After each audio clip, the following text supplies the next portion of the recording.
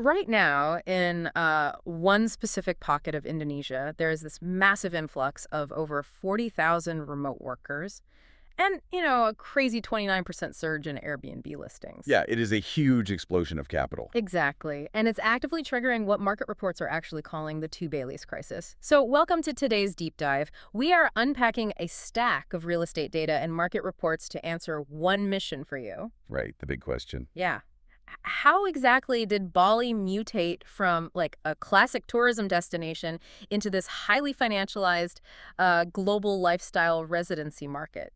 It's honestly a fascinating structural shift. I mean, to really understand it, we have to look way past that typical backpacker Oh, stereotype. for sure. The whole eat, pray, love era is kind of over. Completely. We are tracking this massive demographic migration right now. It's Mm. crypto wealth, startup founders, freelancers, and early retirees. People who are actually staying for a while, right? Right. They've globalized incomes, and they're choosing to stay for 6 months, a year, or even longer. Especially now that Indonesia introduced that new 5-year digital nomad visa. Wait, yeah, I wanted to ask about that. They basically just leaned into this demographic hard, didn't they? They absolutely did. Oh, So for roughly $1,000 up front, these high net worth remote workers get to bypass the whole tourist visa border run hassle. right. No more flying to Singapore for the weekend just to get a stamp. Exactly. It provides actual structural permanence. So if we think about this like a tech stack, it's like your globalized income is your software.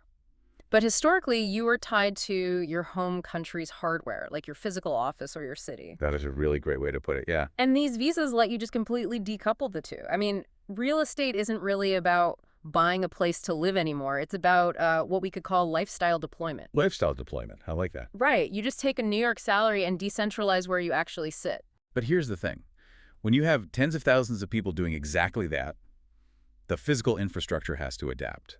So the properties they occupy have fundamentally changed. Which brings us to the real estate data.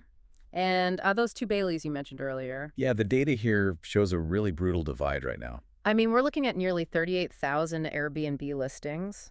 And the generic standalone private villa is actually facing severe yield compression. Right, the occupancy rates are just plummeting. Yeah, median occupancy is down to like 65%. And in saturated spots, it's dropping to 43%. But wait, I have to push back on this logic for a second. Sure, go for it. If we have an all-time high of nomads flooding the island, shouldn't literally any roof over our head just be printing money? I mean, why are these standalone villas failing? Well, because the raw supply of basic villas just vastly outpaced the demand. Like, when saturation hits, you have to lower your nightly rates just to attract guests. Oh, right. But your fixed costs don't change. Exactly. Yeah. Your pool maintenance, AC repair, staff salaries, they all stay the same. Yeah. So your profit margin just gets squeezed. The whole easy passive income era of throwing a villa on Airbnb is totally dead. Wow. So the amateur landlord is just getting crushed by, what, institutional players? Yeah. Bali villas are not just homes anymore. They are yield-producing lifestyle assets. Okay, wait. What does that actually look like on the ground, though? How are they beating the amateurs? By not just selling a bed, these professional villa management companies are basically building integrated wellness resorts. Oh, like with the co-working spaces and the ice baths. Exactly. Cold plunges, gyms, built-in networking events.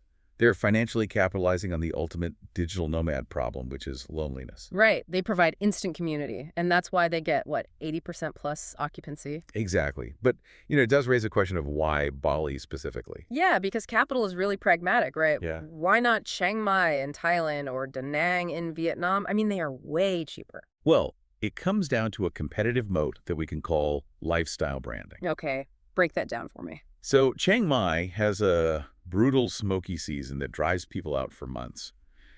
And Da Nang's infrastructure is still sort of emerging, but Bali combines a long-term foreign ecosystem with a highly mature villa market. And the social media exposure is just insane, the whole IG economy thing. Exactly.